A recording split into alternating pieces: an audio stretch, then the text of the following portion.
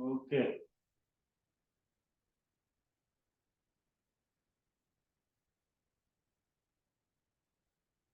क्या चैप्टर शुरू करें आज बताओ। न्यू चैप्टर शुरू करना है आज, क्या कराऊं मैं? तो आज हिंदी वाला कुछ चैप्टर ढूंढे।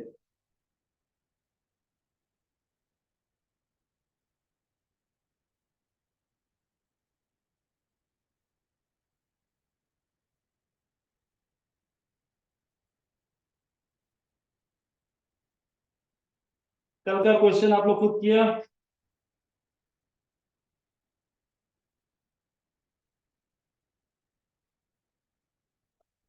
सोल्व कर दूं कल का? ओके वेट, क्या क्वेश्चन का देखने को मुझे।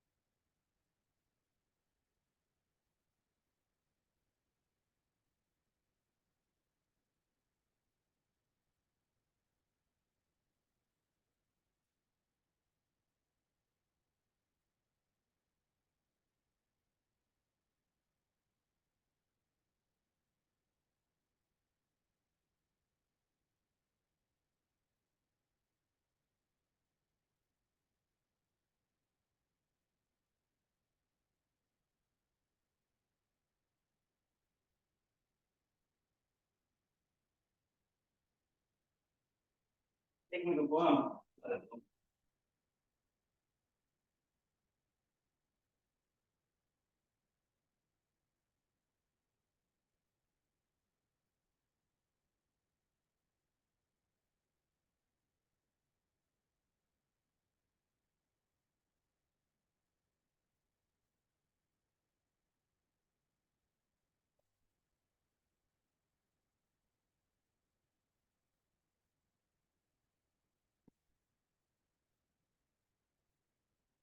किसी का नहीं हुआ यहाँ पे गाइस?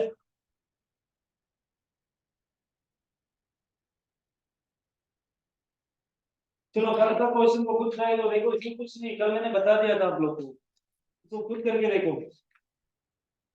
नहीं तो मैं व्हाट्सएप ग्रुप में भेज दूंगा मैं करके।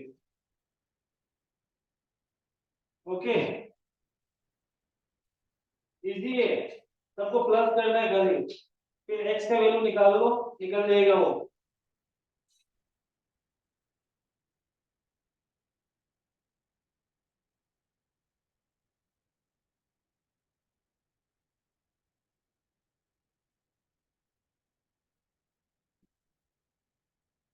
ओके लेट्स स्टार्ट, आज थोड़ा इजी चैप्टर कर लेते हैं।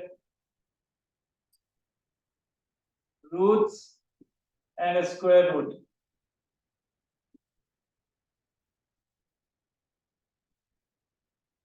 Root and square root.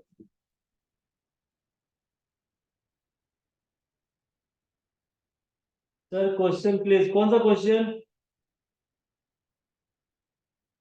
कल का वाला को बोल रहा, कमिंग।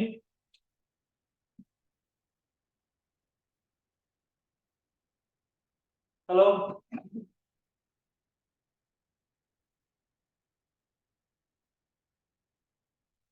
होमवर्क वाला, ओके चलो कल का कर लेता हूँ।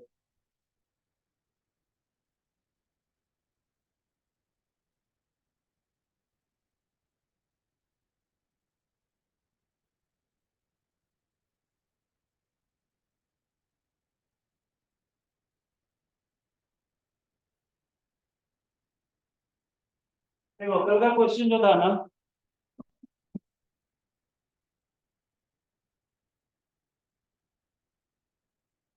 ए बैग कंटेन, दिखाई दे रहा, ए bag contain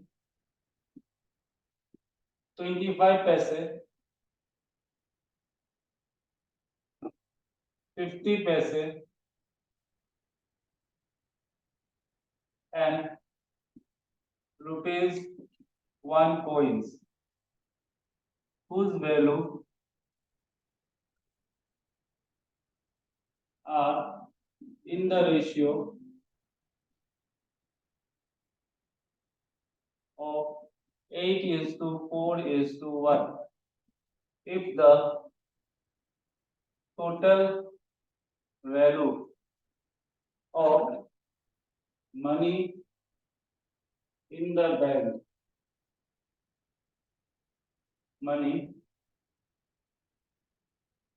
the bag contains rupees 280, then how much 25 paise coins are more than that of ₹1 coins? एक क्वेश्चन था ना. What is the question? A bag contains 25 paise, 50 paise and 1 coin whose value are in the ratio. देखो एक bag में 25 पैसे है, 50 पैसे और ₹1 coins है, जिसका वैल्यू आपका रेशियो में दिया हुआ है 8:4:1. दैट मीन 25 पैसे कितना है 8 है, 50 पैसे कितना है 4 है एंड ₹1 कितना है 1 है रेशियो में. हाँ, लेकिन अभी हम लोग को निकालना है कि कितना में होगा. If the total value of money the bag contains 280, अगर टोटल वैल्यू बैग का मनी का बैग में 280 है, देन हाउ मच 25 पैसे coins are more than that of 1 coins. तो कितना ज्यादा है आपका होगा ना 25 पैसे. तो इसको ऐसे करो, लिखो, देखो, let the bag contains, हम लोग को देखो 25 पैसे 50 पैसे और ₹1 coin, इसको ना रेशियो में दिया हुआ है. तो हम लोग क्या करते हैं जब भी रेशियो में होता है ना तो हम लोग x को कॉमन लेते हैं. ठीक है ना. तो यहाँ पे क्या होगा, let the bag contain 8x 4x and x. 1 मतलब क्या हो गया x ही हो गया. ठीक ना. Let the bag contain 8x 4x and x values of 25 पैसे 50 पैसे एंड ₹1 coins. ठीक है, ये हमारा दे दिया है समझ में. यहाँ पे क्या लिखा मैंने, let the bag contain 8x 4x and x values of 25 पैसे 50 पैसे एंड ₹1 coin दिया हुआ है. ठीक है ना. अब देखो अकॉर्डिंग टू क्वेश्चन, या फिर इस बार ये भी लिख लो, and value of bag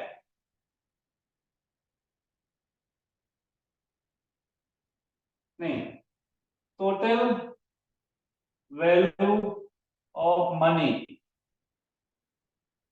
bag the bag contains equal to 280 rupees. 280 rupees क्या है उसका टोटल वैल्यू. समझ में आ गया. ₹280. ओके. अब क्या करेगा, देखो यहाँ पे ना कल मैंने क्या बताया था, ये 25 पैसे क्या है पैसे में है, ये 50 पैसे क्या है पैसे में, और ये क्या है कॉइन्स में. अभी हमारा ना बैग में, समझो बैग में जो टोटल वैल्यू है वो किसमें है, रुपीज में दिया हुआ है. समझ में आ गया. दैट मीन हमको ये सबको ना पहले किसमें कन्वर्ट करना है, रुपीज में करना है. Everyone got it. सबको किसमें करना है हम लोग को, कितना ये 25 पैसे कितना है 8x है, 50 पैसे 4x है एंड 1 रुपीज कॉइन x है.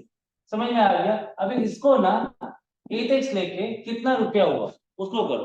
तो हम लोग को पता है, देखो सिंस 1 रुपीज, या ऐसा करके करो, सिंस 100 पैसे, समझो 100 पैसे इक्वल टू क्या होता है 1 रुपीज. समझ में आया. 100 पैसे इक्वल टू क्या हो गया, 1 रुपए में कितना पैसा होगा 100 पैसा. तो 1 पैसे इक्वल टू कितना हो जाएगा, कितना रुपीज हो जाएगा 1/100 नीचे आ जाएगा 100 रुपीज. मतलब एक पैसा में कितना रुपया होता है 1/100. कितना पैसा होता है, कितना रुपया होता है. ठीक है ना. एक पैसा कितना रुपया होता है 1/100 रुपया. समझ में आ गया ये? इसको ध्यान रखना। हाँ, 100 पैसे में अगर 1 रुपया होते हैं तो 1 पैसे में कितना रुपया होगा? 1/100 रुपीज। तो अकॉर्डिंग टू क्वेश्चन यहाँ पे कितना दिया हुआ है? 25 पैसे। इसको चेंज करना है।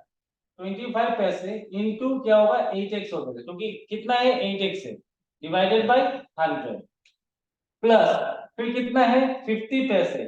50 इंटू कितना है ये? 4x डिवाइडेड बाई 100 होगा ये। देखो, क्योंकि दोनों ही हमारा पैसे में है। पैसे में कौन कौन है? 25 पैसे और हमारा 50 पैसे है। एंड प्लस वो उसको सिर्फ वो रुपीज में ही है, 1 रुपीज के रुपीज में ही। That mean 1x। सिर्फ इसको 1x लिख दो, क्योंकि x हमारा 1 रुपया कितना है? 1 है। दैट मीन ये x है। समझ में आ गया? तो 1x equal to total value कितना हो जाएगा? 280।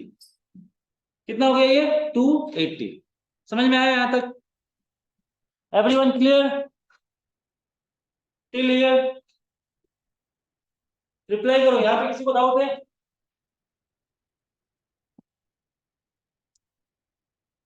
ओके, नाउ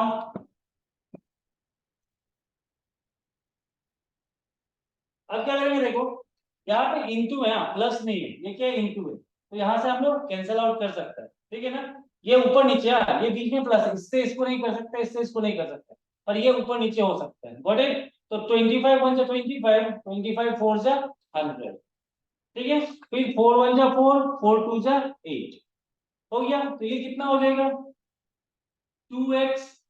यहाँ पे कितना हो जाएगा? 2x प्लस, अब यहाँ पे कर लो, 50 1 जा 50, 50 2 जा 100, 2 1 जा 2, 2 2 जा 4। यहाँ पे भी कितना हो जाएगा? 2x होगा ये। 2x ना कुछ गलती किया मैंने? टेल में 2x हो जाएगा। और यहाँ पे कितना है मेरा? 1 into x plus x equal to कितना हो जाएगा? 280। ये समझ में आया? इक्वल टू 280 आया समझ में? ये ना 2x प्लस x। अभी क्या हो जाएगा? 2x 4x 4x प्लस x 5x 5x equal to 280। Then x equal to कितना होगा? 280 divided by 5। That mean x equal to कितना हो जाएगा? 5 1 जा 5, 5 5 जा 25, 30 5 6 जा 30। That mean x equal to 36। हुआ? सबको समझ में आया? एवरीवन?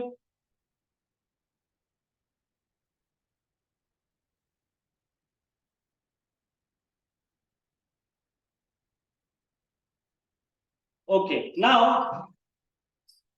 अभी 25 जो है ना, समझो, 25 पैसा। यहाँ पे लास्ट में क्वेश्चन में क्या पूछे? पढ़ो तो। हाउ मच 25 पैसे coins are more than that of 1 coins? ठीक है, 56 है, सॉरी, दिस माय फॉल्ट, 56। ठीक है, अब यहाँ पे क्या बोला है? हाउ मच 25 पैसे coins are more than that of 1 coin? अभी देखो, 25 पैसे कितना है? 8x था, नहीं था? 25 पैसे वाला कितना था? 8x था। दैट मीन 8 इंटू कितना हो जाएगा? 56। एक्स का वैल्यू कितना है? 56, तो कितना हो जाएगा? 8 6 जा 48, रिमेनिंग 4, 8 5 जा 40, 44, 448 हो जाएगा तुम्हारा 25 पैसे। समझ में आ गया? और ₹1, ₹1 कितना था? एक्स। दैट मीन कितना हो जाएगा ये? 56 हो गया। देयरफॉर कितना ज्यादा है अभी? 25 पैसे कितना ज्यादा है 1 रुपया से?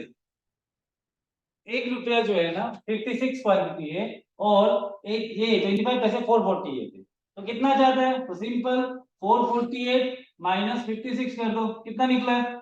8 से 6 जाएगा 2, ये क्या हो जाएगा? 14, 14 से 5 जाएगा तो कितना होगा? 14 से 5 जाएगा तो 9, और ये 3, 392। आंसर इज 392 होगा।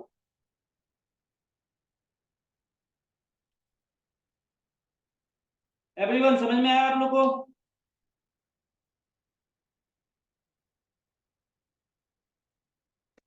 कैसे निकाला, समझ में आया? ऑप्शन में है ना, है, देखो ऑप्शन में है 336, 424, 392, 330। 336, 424, 330 और 392 एंड 330।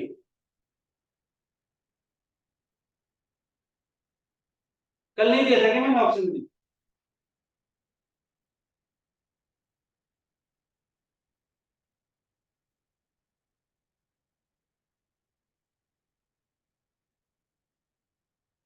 नहीं, वो 334 नहीं, 392 है, 392।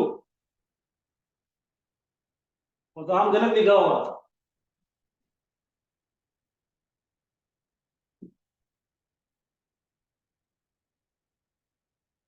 अगर वो दिया हुआ कहीं तो गलत है, 392 ही है आंसर।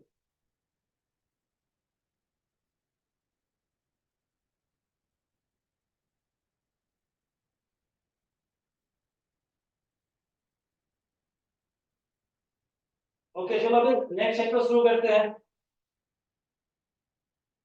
नेक्स्ट चैप्टर रुको, हम देखेंगे तो कौन सा कराऊंगा। नंबर सिस्टम आप लोग करा दिया, फ्रैक्शन हो गया, एचसीएफ एलसीएम हो गया, रेशियो एंड प्रोपोर्शन हो गया। देन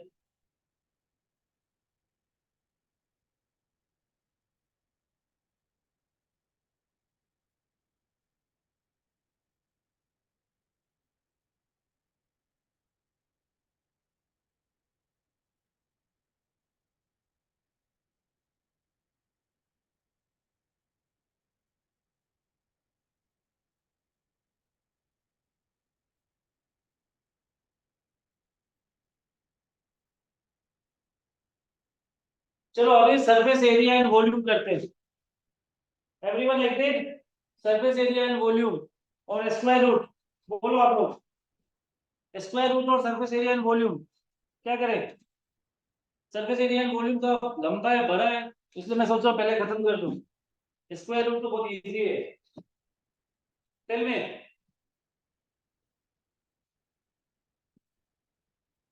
एवरीवन,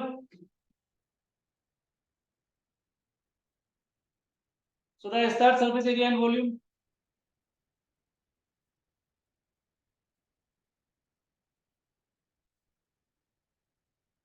ओके,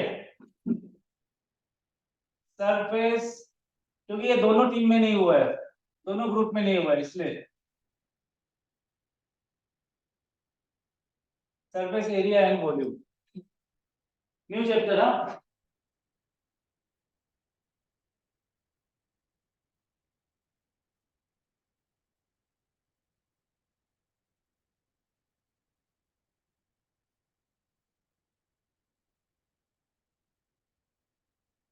ओके, किसका नहीं हुआ है, क्या लिखे?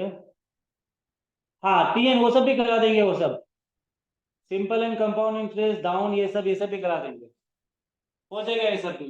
क्योंकि ये लोग का ये नया ग्रुप में अभी स्टार्टिंग ही हुआ है ना, तो उसके लिए थोड़ा और एक दो चैप्टर हमको कराना पड़ेगा, तभी उसको मैं स्टार्ट करा सकता हूँ। लाइक सिंप्लीफिकेशन, ये सब कराने के बाद ही उसको मैं करा सकता हूँ। और सरफेस एरिया वॉल्यूम टोटली अलग है, ये नया कॉन्सेप्ट है, ये टोटली अलग है, इसमें बेसिक तुम्हारा यहीं से शुरू होगा, तो इसलिए मैं इसको करा रहा हूँ। ओके गाइस, तो देखो यहाँ पे मान के चलो, ये एक फिगर है, समझो अच्छे से। हाँ,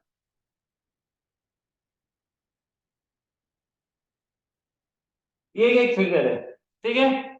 ये फिगर को हम लोग क्या बोलते हैं? सिलेंडर या सिलिंड्रिकल फिगर,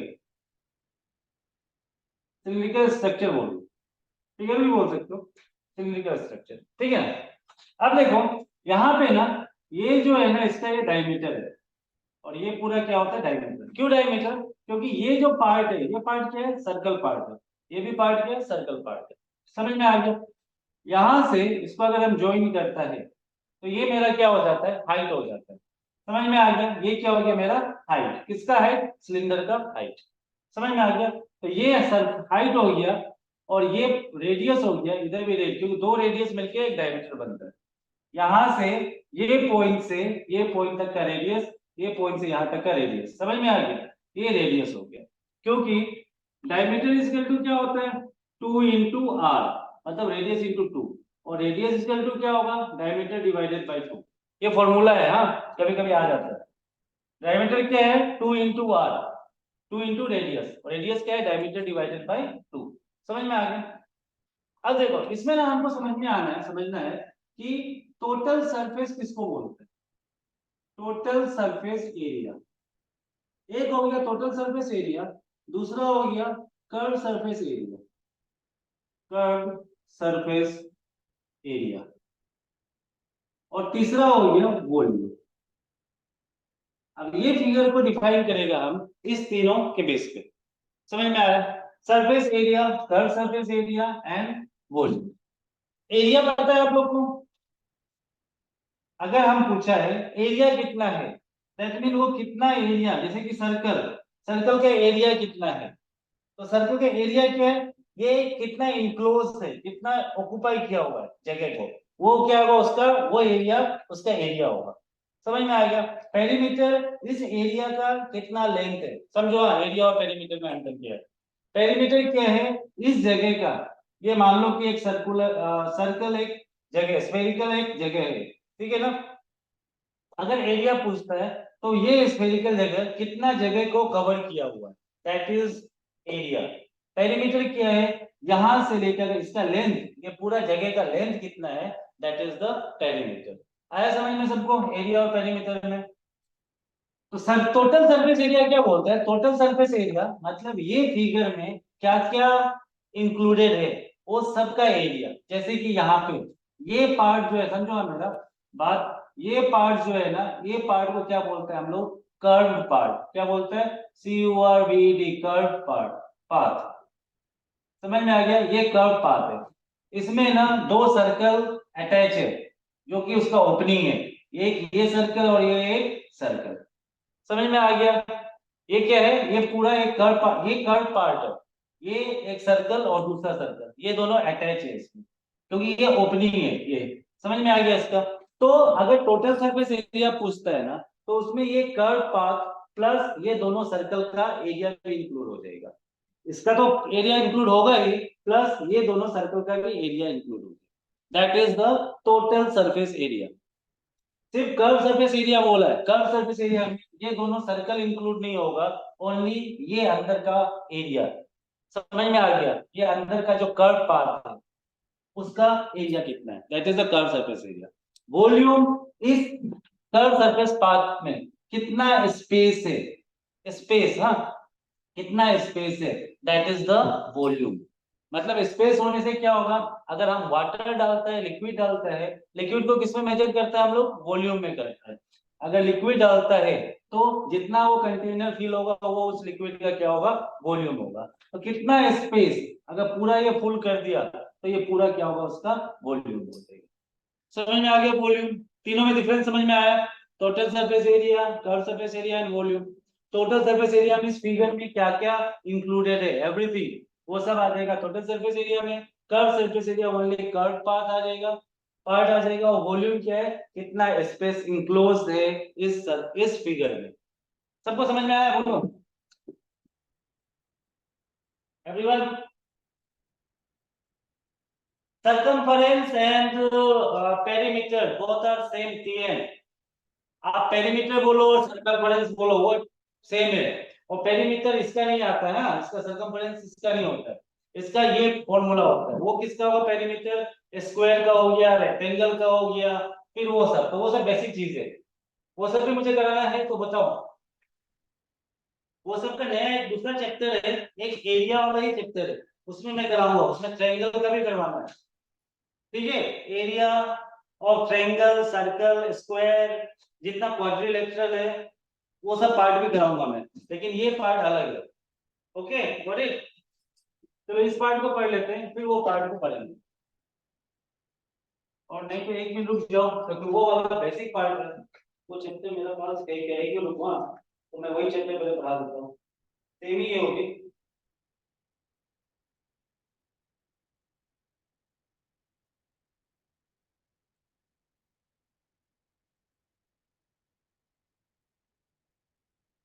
ओके चलो, हम लोग ना क्या करते हैं, ये दो चैप्टर है, एक तो सरफेस एरिया एंड वॉल्यूम है, और एक चैप्टर है एरिया एंड पेरीमीटर।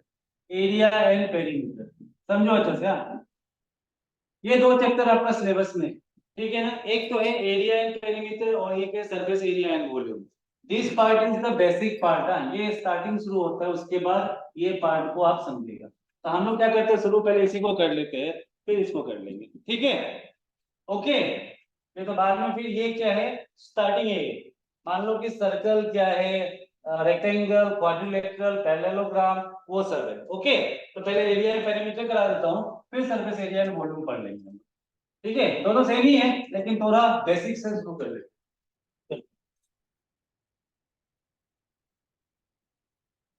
पहले लिखो एरिया, एरिया एंड पेरीमीटर, हाँ, एरिया एंड पेरीमीटर। जो लिखा है उसको उसी का अंदर लिख लो, सब हेडिंग करके, एरिया एंड पेरीमीटर।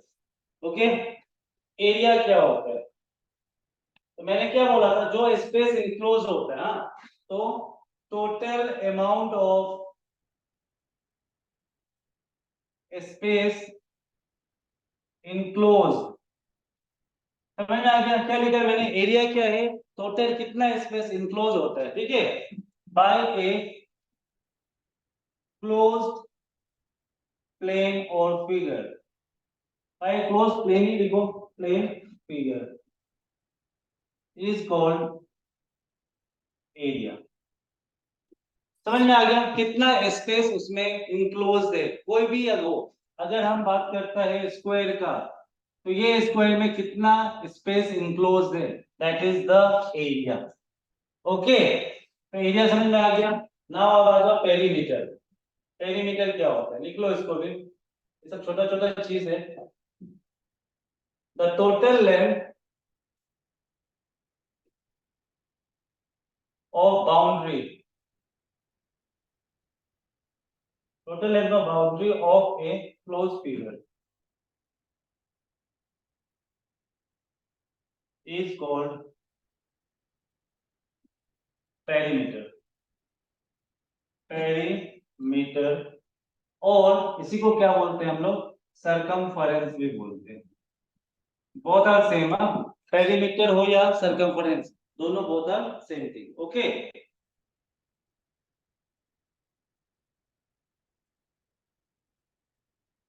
सबको समझ में आ रहा। चलो अभी ये क्लोज फिगर लिखा है, देखो दोनों में क्या क्या लिखा है, the amount of space enclosed by a closed plane figure is called area, close the total length of the boundary of a closed figure is called perimeter of circumference। अभी ये क्लोज प्लेन या close figure कौन कौन सा है, इसके बारे में हम, ठीक है। तो पहला ले लो ट्रायंगल, फर्स्ट फिगर ले लो नंबर 1 में, ट्रायंगल।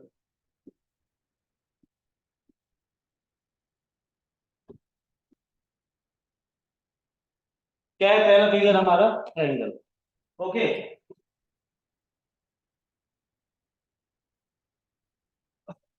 ट्रायंगल क्या होता है,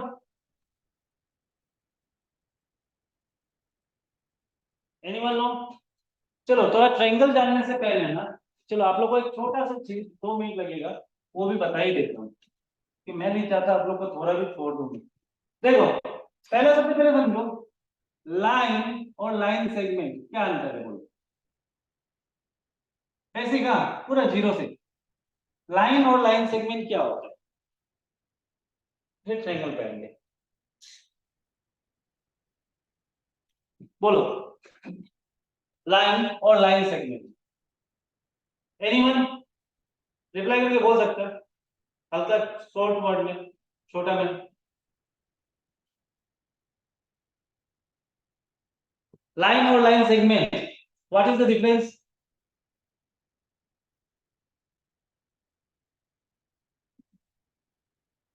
देखो, लाइन क्या होता है, अच्छा लाइन किससे बनता है, लाइन किससे बनता है, जितना लाइन है ना वो सब क्या है, डॉट से बनता है, डॉट से, ठीक है ना। डॉट से क्या होता है, ये एक लाइन बनती है, ठीक है ना, समझ गया ना। लाइन का क्या होता है, it has no end point, ये इनफाइनाइट तक जा सकता है, कभी खत्म भी नहीं हो सकते, ठीक है ना। It has no end point, line में ये इनफाइनाइट, कितना दूर भी जा सकता है, कितना लंबा भी तुम लाइन कर सकता है, कितना छोटा भी कर सकता है, कोई इसका एंड नहीं होता है। Got it. लाइन सेगमेंट क्या है, जिसका टू एंड पॉइंट होता है, it has two end point, it has end point लिख दो, जिसका एंड पॉइंट होता है। मान लो ये लाइन एक यहां से स्टार्ट किया है और यहां तक ही खत्म हो, तो ये क्या हो गया इसका, ये एक लाइन सेगमेंट। समझ में आ गया। तो लाइन और लाइन सेगमेंट पता चल गया। लाइन क्या है, it has no end point, और लाइन सेगमेंट क्या है, इट हैज एंड पॉइंट। अब एक आता है रे। रे क्या होता है,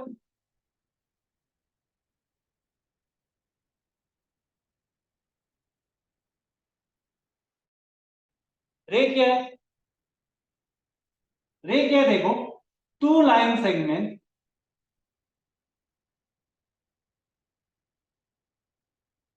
joining at a common point, common point. ठीक है, दो लाइन सेगमेंट जो एक कॉमन पॉइंट से ज्वाइन है। मान के चलो यहां से, तो ये और ये क्या है इसका, रे। रे बोलते हैं, या इसको हम लोग दूसरा वर्ड है आर्म, आर्म भी बोलते हैं। समझ में आ गया।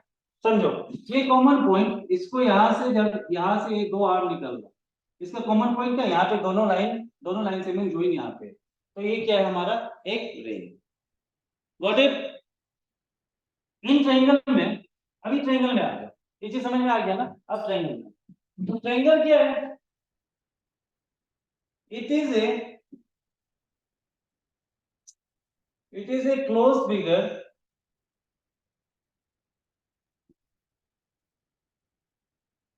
having three sides, three angles,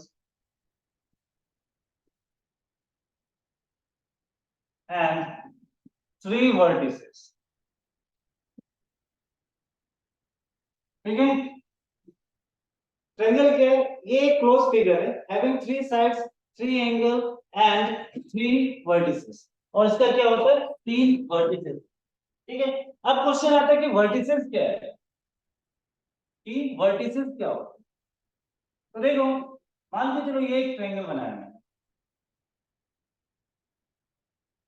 ये ए बी सी, ठीक है ना। यहाँ पे साइड्स कौन कौन सा है, साइड्स कौन कौन है, ए बी, बी सी और ए सी। ठीक है, ए बी, बी सी और ए सी, हमेशा याद रखो। देखो एक चीज याद रखो, ये हमारा जो साइड है ना, ये भी क्या एक लाइन सेगमेंट है।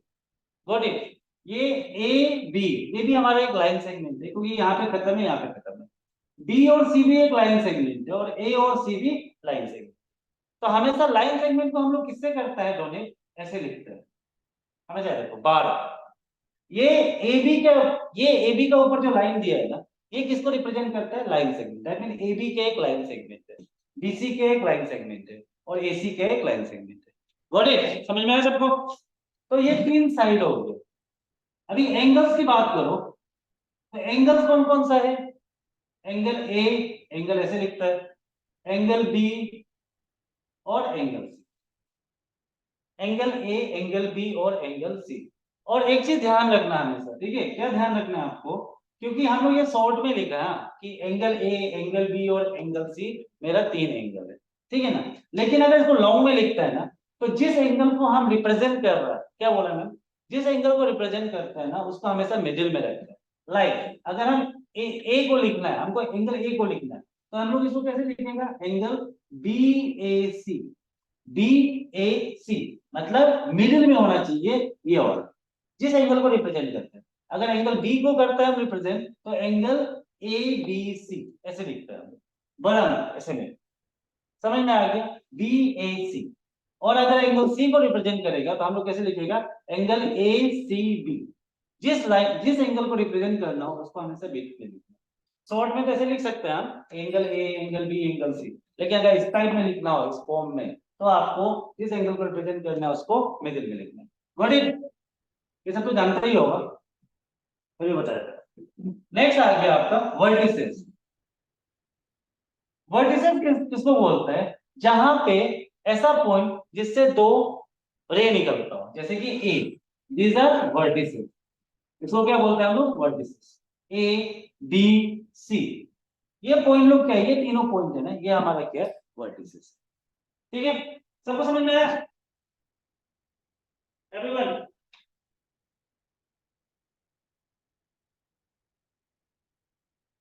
Got it? Okay.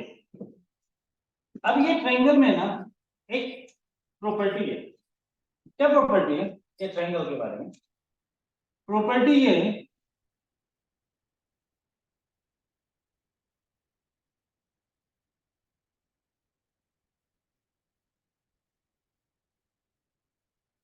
Property, TIES होगा, प्रॉपर्टीज लिख दो।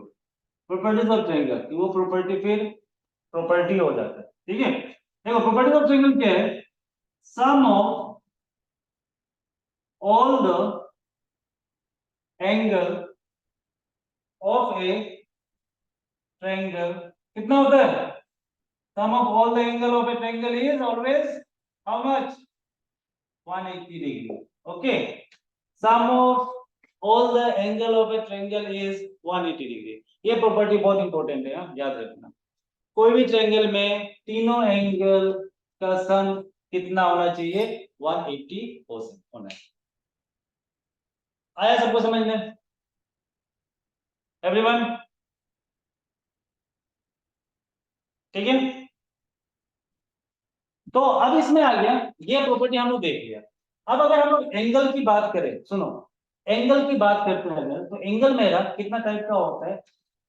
ये जस्ट छोटा सा लिख दीजिए, तो पता ही होगा, लेकिन फिर भी मैं लिख देता हूँ जिसको पता नहीं हो। टाइप्स ऑफ एंगल, समझ में आ गया? उसके बाद हम एक क्वेश्चन पूछूंगा मैं आपको। टाइप्स ऑफ एंगल में देखो क्या आपको कौन सा एंगल होता है? पहला तो है एक्यूट एंगल। पता है एक्यूट एंगल किसको बोलते हैं? What is acute angle? Acute angle क्या है? फ्रॉम 0 to 90 डिग्री, 0 से 90 डिग्री का तक जो भी एंगल है वो क्या है? Acute angle. ठीक है, नंबर 2, राइट एंगल। ये सब लिख लो हाँ सब जी। राइट एंगल क्या है? एग्जैक्ट 90 डिग्री को क्या बोलते हैं हम लोग? Right angle. Okay, number 3, obtuse angle. Obtuse angle किसको बोलेगा? From 90 degree to 180 degree. ठीक है, 90 डिग्री से 180 डिग्री जो भी एंगल है वो क्या है? हमारा ऑब्ट्यूज एंगल है। ठीक है, then number 4, straight angle. Straight angle किसको बोलता है? एग्जैक्ट 180 डिग्री को किसको बोलेगा? 180 डिग्री को स्ट्रेट एंगल। ठीक है ना? और ये स्ट्रेट एंगल का ही दूसरा नाम क्या है हमारा? लीनियर पेयर भी बोलते हैं। क्या बोलते हैं? Linear pair. क्योंकि लीनियर पेयर मतलब क्या हो गया? सम ऑफ टू एंगल भी 180 डिग्री होने से वो लीनियर पेयर है। ठीक है, नंबर 5, अब क्या आएगा? स्ट्रेट एंगल के बाद क्या आएगा? बोलो, anyone?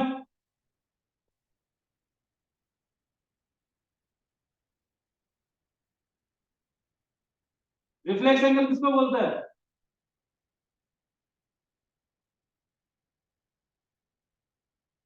Reflex angle, reflex angle क्या होगा? 180 डिग्री टू 360 डिग्री। ठीक है, रिफ्लेक्स एंगल किसको बोलता है? 180 से 360 डिग्री को क्या बोलेगा? Reflex angle. समझ में आ गया? ये टाइप्स ऑफ एंगल होगी, इतना ही आप लोग को समझ में। ठीक है, दूसरा एक है कॉम्प्लीमेंट्री एंगल। किसको बोलता है पता है? कॉम्प्लीमेंट्री एंगल, कॉम्प्लीमेंट्री एंगल क्या है? When sum of two angle is 90 degree. जब दो एंगल का सम 90 डिग्री होगा तो ऐसा वाला एंगल क्या है? कॉम्प्लीमेंट्री एंगल है। दो कोई भी एंगल का सम कितना होना चाहिए? 90 डिग्री होगा तो वो क्या है? Complementary angle. इसका अपोजिट क्या है? Supplementary angle. दिखाई दे रहा? Supplementary angle, sum of two angle is 180 degree. तो इसको क्या बोलेगा हम लोग? Supplementary angle. जब दो एंगल का सम 180 होगा तो सप्लीमेंट्री, जब दो एंगल का सम 90 होगा तो कॉम्प्लीमेंट्री। सबको समझ में आ रहा? बोरिंग तो नहीं हो रहा सर? ज्यादा बेसिक तो नहीं बता रहा? अगर ये सब आता है तो फिर मैं आगे बढ़ूं, फिर मैं बेसिक से बताऊंगा। बोलो। कोई रिप्लाई नहीं कर रहा ना, तो हमको लग रहा है आप लोग बोर हो रहे हैं। ठीक है, तो ये सब क्या है? हमारा बेसिक है। ये सब चीज याद रखना पड़ेगा। अभी एंगल में अगर आप एंगल के अंदर अगर आप जाते हैं ना, तो एंगल में बहुत चीज है पढ़ने की। जैसे कि अभी ये तो हमने सिर्फ टाइप्स पढ़ा है एंगल, ठीक है ना। अभी एंगल में क्या क्या सीखने का चीज है? वर्टिकल अपोजिट एंगल किसको बोलता है, अल्टरनेट इंटीरियर एंगल किसको बोलता है, बहुत कुछ है इसमें। ठीक है ना, कोरेस्पॉन्डिंग एंगल किसको बोलता है, ठीक है ना। ये सब बहुत है पढ़ने के लिए, ठीक है ना। तो वो सब हमारा इतना सिलेबस में नहीं है। जितना हमारे सिलेबस में है ना, उतना तक तो मैं बेसिक आपको क्लियर कर पा दूंगा। Got it? तो ये सब हमारा एंगल्स का टाइप हो गया। Got it? लिख लिया? रब कर दो। प्रॉपर्टी भी लिखा दिया एंगल का आपको कि sum of all angle of a triangle is 180। अब एक चीज बताओ, एक ट्रायंगल समझो आप, अच्छा समझाओ क्वेश्चन मेरा। एक ट्रायंगल, जो भी कोई भी कैसा भी ट्रायंगल हो, कोई भी टाइप का ट्रायंगल हो, ठीक है ना, वो ट्रायंगल का सम ऑफ एंगल ऑफ ट्रायंगल कितना होना चाहिए? 180 डिग्री होना चाहिए कि नहीं होना चाहिए? तो क्या दो ऑब्ट्यूज एंगल, दो ऑब्ट्यूज एंगल समझो, यहाँ तीनों एंगल में ना दो ऑब्ट्यूज एंगल है और एक एक्यूट एंगल है, क्या ट्रायंगल पॉसिबल है? दो ऑब्ट्यूज एंगल और एक एक्यूट एंगल है, तो क्या ट्रायंगल पॉसिबल है? क्या वो ट्रायंगल होगा? यस और नो? या दो या ऑब्ट्यूज एंगल से क्या ट्रायंगल पॉसिबल बन सकता है?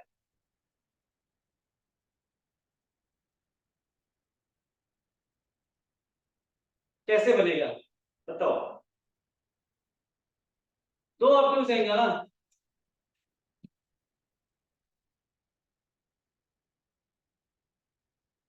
कैसे बनेगा भाई? हमारा ऑब्ट्यूज एंगल कितना है? 90 से 180 डिग्री। व्हाट इट है कि नहीं?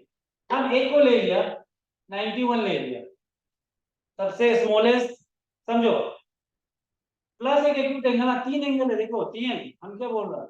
दो ऑब्ट्यूज एंगल एक एक्यूट एंगल, क्योंकि तीन एंगल होते हैं कि नहीं होते ट्रायंगल में? 50 30 100। लेकिन यहाँ पे 50 30 दो एक्यूट एंगल हो गया है। मेरा क्वेश्चन क्या है? दो ऑब्ट्यूज एंगल, ऑब्ट्यूज एंगल दो होना चाहिए, एक एक्यूट एंगल होना चाहिए। वैसे तो हम समझ में आ गया, ये तो बन जाएगा आपका 50 30 80। पर क्या दो एंगल ऑब्ट्यूज होगा एक एक्यूट एंगल होगा तो बनेगा?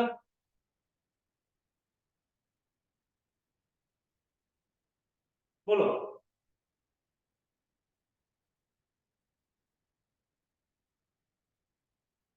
नहीं बनेगा, क्योंकि अगर हम इसको 91 लेगा और इसको भी 91 ले लो, दोनों ऑब्ट्यूज एंगल है, इसको कितना भी छोटा ले लो,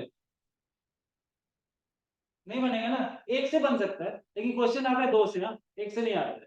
एक से तो समझ में आ जाएगा, दो से आता है, हाँ क्योंकि ये दोनों का सम ही हमारा 180 हो जाता है, तो ये तो नहीं बनेगा, पॉसिबल नहीं है। ठीक है ना। तो दो ऑब्ट्यूज एंगल से कभी भी कोई एक एंगल पॉसिबल नहीं होगा। ठीक है,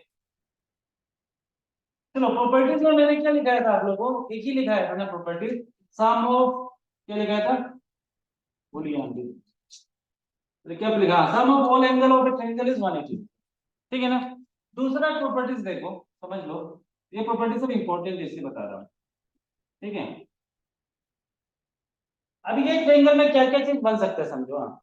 अगर ना किसी, समझो आप, अगर किसी ट्रायंगल में दो एंगल इक्वल है, मान लो ये ए है ये बी है, और नहीं, ये एंगल ए हो गया, ये बी हो गया और ये सी हो गया, समझ में आ गया? ये ए हो गया ये बी और ये भी बी, ये दोनों एंगल सेम है।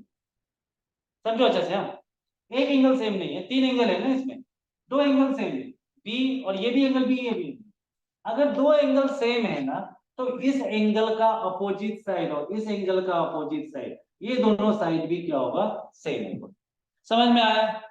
अगर किसी ट्रायंगल में दो एंगल आपका इक्वल है, तो उसका दोनों अपोजिट साइड भी क्या होगा, इक्वल होगा। आया कि नहीं आया समझ में? आया? तो प्रॉपर्टी नंबर 2 में लिख लो, equal angle have equal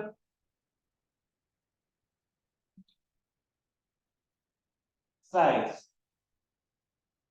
in a triangle। किसी भी ट्रायंगल में अगर दो एंगल इक्वल है, तो उसका दोनों opposite side equal, opposite side लिख लो, equal opposite sides, equal opposite sides in a triangle. ठीक है, समझ में आया? तीसरा, अगर ये ट्रायंगल में, समझो, ये ट्रायंगल में अगर ना ये बीसी थोड़ा एक्सटेंड हो गया, यहां से यहां तक, बीसी यहां से यहां तक एक्सटेंड हो गया, ये हो गया हमारा डी। समझ में आ गया? समझो, ए बी सी डी, तो ये जो एंगल बाहर में जो एंगल है, ये एंगल को क्या बोलते हैं हम लोग, एक्सटीरियर एंगल। क्या बोलते हैं? Exterior angle. समझ में आ गया? ये बाहर का एंगल, हाँ, ये ए बी सी, और एक लाइन अगर बी सी एक्सटेंड कर दिया इधर, ठीक है ना, तो ये एंगल जो हो गया, ये एंगल को क्या बोलेगा, एक्सटीरियर एंगल। तो एक्सटीरियर एंगल कौन सा है हमारा, angle A C B. Angle C नहीं बोलेगा, क्योंकि एंगल सी ए बी और एंगल सी ए बी बोलेगा, तो एंगल सी नहीं बोलेगा। तो एक्सटीरियर एंगल का फॉर्मूला क्या है, exterior angle property, exterior angle, आप लोग खुद अरेंज करके लिख लो। हाँ, हम जब जो जो इंपॉर्टेंट हो हम बता देते हैं। एक्सटीरियर एंगल प्रॉपर्टी क्या बोलता है कि angle A C D, angle A C D, A C D क्या है, ए सी डी, मतलब ये एंगल क्या है, एक्सटीरियर एंगल है। ये इज इक्वल टू क्या हो जाएगा, इसका एंगल का ठीक सामने वाला, ये दोनों का सम। समझ में आ गया? ये एंगल इज इक्वल टू ये दोनों एंगल का सम हो जाएगा। हाँ, दैट मीन क्या हो जाएगा हमारा, angle B A C, B A C plus angle A B C, angle A B C. Exterior angle क्या बोलता है, ये एंगल कितना होगा, ये एंगल कितना होगा, ये दोनों एंगल का प्लस ये एंगल हो जाएगा। आया समझ में सबको? Actually angle A C D equal to, फिर कौन कौन सा एंगल होगा, ये एंगल और ये एंगल, ये एंगल क्या है, बी ए सी, और ये एंगल क्या है, ए बी सी। आया सबको समझ में? डाउट किसी को?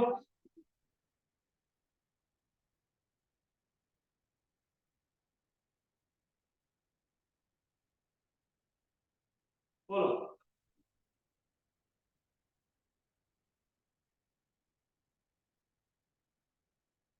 ओके, एक लास्ट चीज है जो हम छोड़ दिया है, वो भी देख लो। एक है, ये वर्ड भी आता है कभी कभी, मीडियन, मीडियन एंड एल्टीट्यूड, ये दोनों में क्या डिफरेंस है, मीडियन एंड एल्टीट्यूड में क्या डिफरेंस है, बोलो तो। मीडियन एंड एल्टीट्यूड ऐसे शॉर्ट में लिख के भेजो, तो किसी को एनी आइडिया और नो आइडिया? देखो, कोई भी ट्रायंगल में ना, समझो, मीन्स मिडिल, मिडिल तो देखो ये भी मिडिल है, पर इसका कोई डेफिनेशन होना चाहिए। इसको हम मीडियन भी बोल सकते हैं, एल्टीट्यूड भी बोल सकते हैं। एल्टीट्यूड मतलब क्या है, हाइट, तो ये तो हाइट ही है, इसको तो मीडियन भी बोल सकते हैं, पर एक प्रॉपर डेफिनेशन होगा ना मीडियन एंड एल्टीट्यूड में, राइट?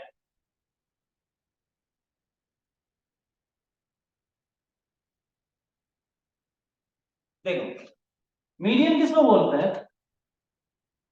मीडियन वो लाइन है जो एक एंगल से स्टार्ट होता है और उसका अपोजिट साइड को टू इक्वल पार्ट में डिवाइड करता है। समझो, मीडियन क्या है? एक ऐसा लाइन है जो एक एंगल से स्टार्ट होता है और उसका अपोजिट साइड को टू इक्वल पार्ट में डिवाइड करेगा। समझ में आ गया? That is median. इसको क्या बोलेंगे हम लोग? मीडियन। ठीक है, ये अपना वर्ड में लिख लो, अपने वर्ड में, मैं सिर्फ समझा देता हूँ। ठीक है ना? मीडियन क्या है? ऐसा एक लाइन है जो एक एंगल से स्टार्ट करता है, उसका अपोजिट साइड को टू इक्वल पार्ट में डिवाइड करता है, दैट इज मीडियन। एल्टीट्यूड क्या है? कोई भी एक परपेंडिकुलर लाइन जो एंगल और उसका अपोजिट साइड पे हो, ये भी एक एल्टीट्यूड है। ये जो नहीं कि इस पार्ट को इक्वली डिवाइड करेगा। समझ में आ गया? ये भी एक एल्टीट्यूड है, हाइट है। समझ में आ गया? ये भी एक एल्टीट्यूड हाइट है। समझ में आ गया? Got it? सबको समझ में आया? हाइट मतलब कि एक परपेंडिकुलर, एक लाइन का ऊपर एक लाइन ऐसे खड़ा होता है ना, तो वो क्या होता है? परपेंडिकुलर बोलते हैं उसको। समझ में आ गया? ठीक है। अब एक चीज बताओ, एक ट्रायंगल में कितना एल्टीट्यूड हो सकता है? एक ट्रायंगल में कितना एल्टीट्यूड हो सकता है? Tell me. हाँ, एक एंगल में, एक ट्रायंगल में, नॉट एंगल, सॉरी, एक ट्रायंगल में कितना एल्टीट्यूड हो सकता है? अनलिमिटेड। एक ट्रायंगल में कितना मीडियन हो सकता है? और एक ट्रायंगल में कितना मीडियन हो सकता है?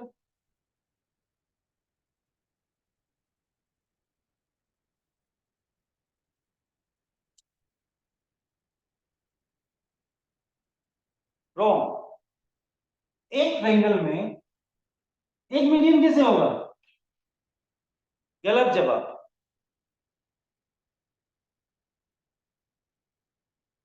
एक ट्रायंगल में दिमाग लगाओ, थोड़ा दिमाग लगाओ बस। एक ट्रायंगल में कितना होगा मीडियन? 3। क्यों? क्योंकि अपोजिट साइड को टू इक्वल पार्ट में डिवाइड करेगा। एक ट्रायंगल में कितना साइड है? 3 साइड है कि नहीं? दैट मीन यहां से ये एक मीडियन, ये साइड को अपोजिट में डिवाइड किया, यहां से इस वाले साइड को अपोजिट पार्ट में डिवाइड किया, इक्वल पार्ट में, यहां से ये कितना मीडियन हो गया? 3 मीडियन हुआ कि नहीं हुआ? नहीं, एल्टीट्यूड 3 नहीं होगा। एल्टीट्यूड तो अब हमको ये भी, इसको भी एल्टीट्यूड बोल सकते हैं। ऐसे बहुत सारे एल्टीट्यूड बना सकते हैं यहाँ से, ऐसे करके ये सब एल्टीट्यूड है। तो यहाँ से इसमें भी बहुत सारा एल्टीट्यूड बन जाएगा। अरे यहाँ से सॉरी, यहाँ से ऐसे बहुत सारा एल्टीट्यूड बन जाएगा, क्योंकि एल्टीट्यूड क्या है? परपेंडिकुलर है, जो एक एंगल से उसका अपोजिट साइड पे होता है। मगर मीडियन ये साइड को इक्वल पार्ट में डिवाइड करेगा। दैट मीन एक ही मीडियन होगा एक साइड के लिए। कितना साइड होता है एक ट्रायंगल में? 3 साइड होता है, दैट मीन 3 मीडियन। तो एक ट्रायंगल में 3 मीडियन होते हैं। ठीक है ना? एल्टीट्यूड इनफाइनाइट भी हो सकता है। ठीक है, समझ में आया सबको? बोलो, कोई डाउट?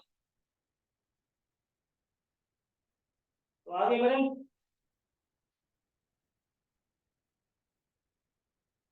Very good. तो ये सब तो बेसिक हो गया। अब आ जाते हैं हम लोग एरिया एंड पेरीमीटर में घुसने। ज्यादा पीछे भी ज्यादा ठीक नहीं है। कुछ फायदा तो हो रहा है ना? समझ में तो आ रहा है ना? क्लास टाइम वेस्ट नहीं होना चाहिए। जहां लगे हम ज्यादा ही बेसिक ज्यादा तो बोल देना, थोड़ा मन चला जाएगा फिर। आगे अभी, अभी क्या पढ़ाना है आपको? Types of triangle. Types of triangle. चलो, कितना टाइप्स ऑफ ट्रायंगल होता है? चलिए, ऐसे ही ना डिस्कशन करके पढ़ो। पढ़ाई को ना स्ट्रेस लेके मत पढ़ो। स्ट्रेस लेके पढ़ोगे ना, नहीं समझ में आएगा, दिमाग सर दर्द होगा। ऐसा थोड़ा एंजॉय करके पढ़ो, डिस्कस करके पढ़ो। ठीक है? इंटरेस्ट से पढ़ोगे तो बहुत जल्दी घुस जाएगा दिमाग में। Three type of triangle, right? पहला ट्रायंगल क्या होता है? Scalene triangle. पहला वो क्या बोलते हैं हम लोग? Scalene triangle. दूसरा क्या होता है हमारा? Isosceles triangle.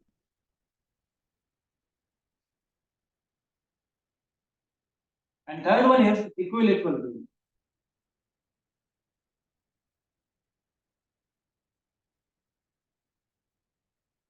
ये तीन टाइप का ट्रायंगल होता है, ठीक है। अब ये तीनों में डिफरेंस क्या है? तो स्केलर ट्रायंगल क्या होता है? साइड्स आर नॉट इक्वल, कोई भी साइड एक दूसरे से इक्वल नहीं होता, sides are not equal to each other, equal to each other, okay. तीन साइड है, तीनों साइड एक दूसरे से इक्वल नहीं होती। आइसोसेलेस ट्रायंगल किसको बोलते हैं?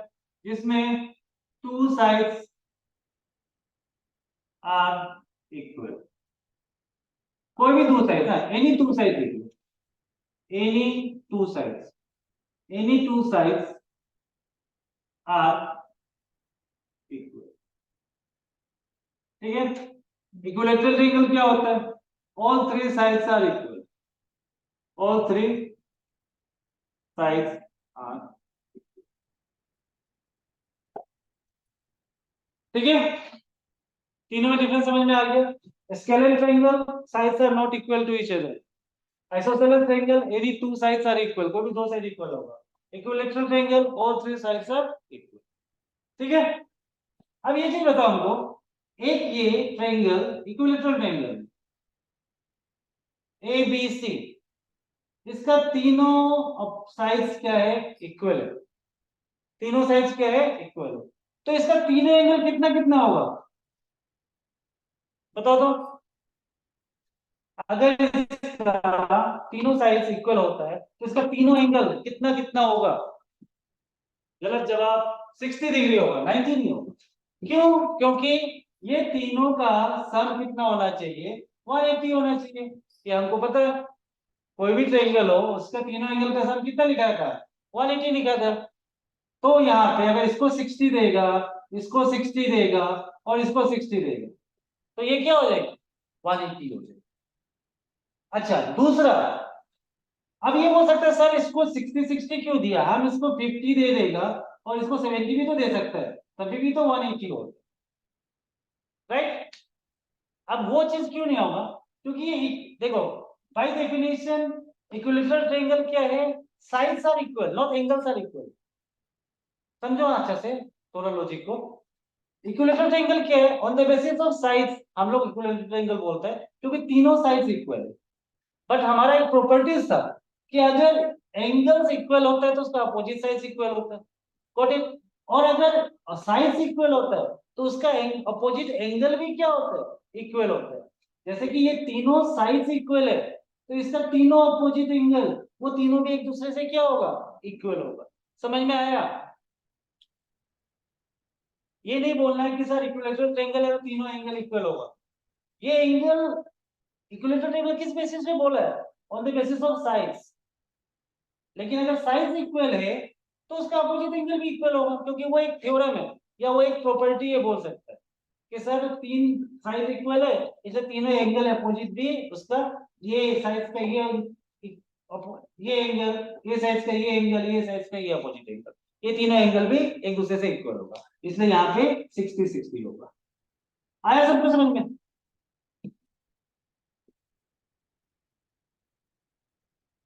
क्लियर?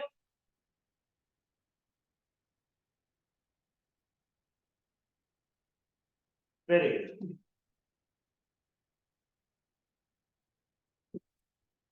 नेक्स्ट आ जाओ अभी।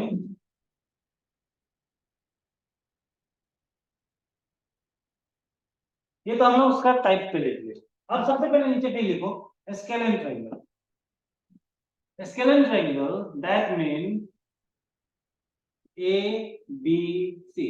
कभी कभी ना एग्जाम में ना डायग्राम में ना आप लोग को ऐसा भी दिया होगा, ये वन, यहाँ पे दो, यहाँ पे तीन, तो इसका मतलब क्या है? ये तीनों साइड इक्वल नहीं है। क्या मतलब लिखा है? होगा उसका मतलब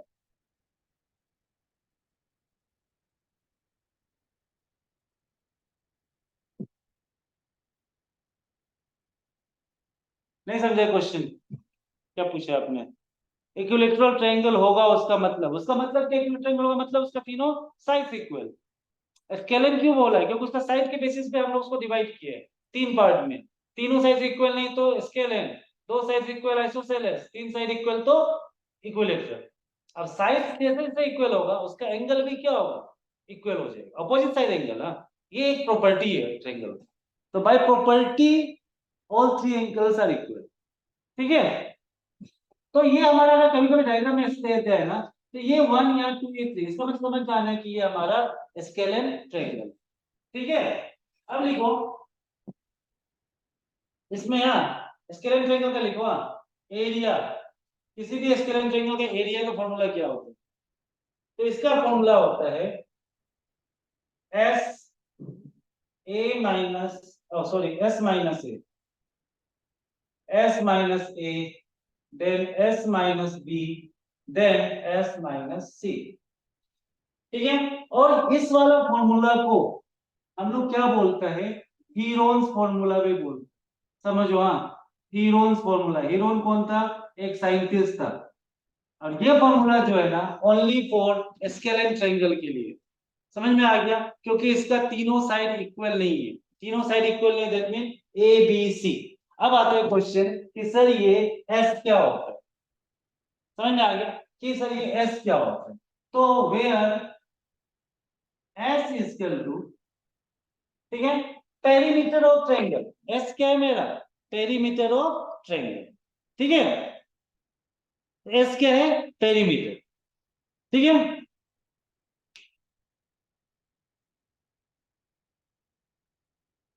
अब हमारा देखो यहां पे, समझो, अगर आपका, समझो, पहले तो समझ लो बाद में लिखो, एस पेरीमीटर नहीं है, एस को मैं बता देता, एस क्या है मेरा,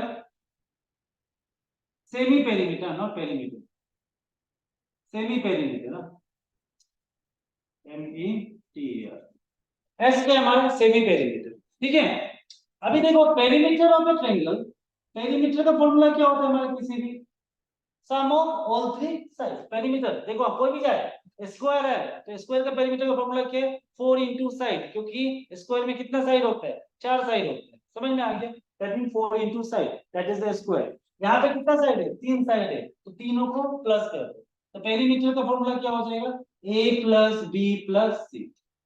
ये हमारा किसका है, पेरीमीटर का फॉर्मूला है। तो सेमी पेरीमीटर क्या हो जाएगा, सेमी मतलब क्या होता है,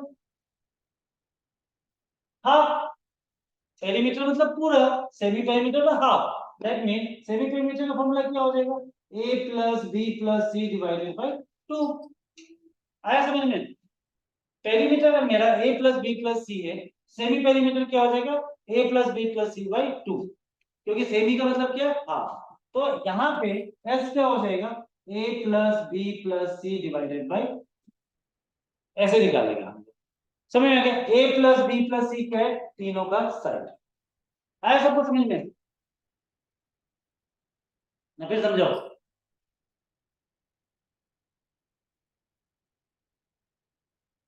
S is the semi perimeter not perimeter, समझे ना, तो इसलिए ए प्लस बी प्लस सी, ए प्लस बी प्लस सी क्या पेरीमीटर है, और डिवाइडेड बाय 2 मतलब वो क्या बन गया, आधा हो गया, that is semi perimeter. Got it.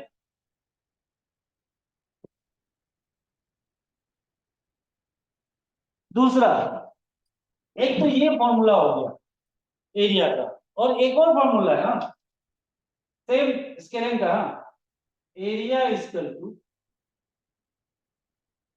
Half into base into. अब ये दो फॉर्मूला कैसे पता चलेगा दोनों फॉर्मूला कहाँ यूज करना है, तो जहां पे अगर क्वेश्चन में ट्रायंगल में हाइट दिया हुआ है, समझ में आ गया, और एरिया निकालो बोला है, तब आप क्या करो, this formula you can use.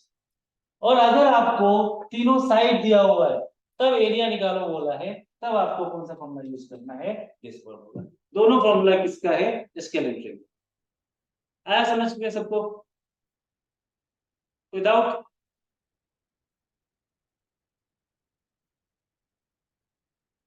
Next third में आ जाओ, पेरीमीटर। पेरीमीटर तो हम बता ही दिया, पर लिख लो इसको, पेरीमीटर ऑफ ट्रायंगल, या scaling triangle is perimeter of triangle is to a plus B plus c. ये फॉर्मूला आपका स्केलिंग ट्रायंगल का, ठीक है।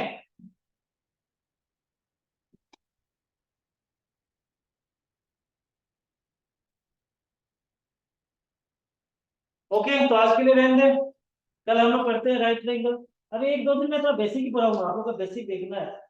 बेसिक क्लियर है ना तो क्वेश्चंस करने में बहुत इजी होता है। अभी है तो लंबा है, पहले हम ट्रायंगल खत्म कर लेंगे, देन क्वाड्रिलेटरल। क्वाड्रिलेटरल मतलब क्या है, जिसका तीन साइड से ज्यादा हो, समझ में आ गया, तो वो सब क्वाड्रिलेटरल आता है। उसमें भी आपका पांच छह फिगर आ जाएगा, rectangle, square, rhombus, trapezium, parallelogram. ये सब का प्रॉपर्टीज जानना बहुत इंपॉर्टेंट है, कभी कभी प्रॉपर्टी से भी क्वेश्चन आ जाते हैं। ठीक है, समझ में आया आज का क्लास सबको? 19 पीपल आर देयर, एवरीवन। हमको सिर्फ पांच छह लोग ही है जो रिप्लाई करता है, एंड अदर। आप लोगों को समझ में आ रहा है ना?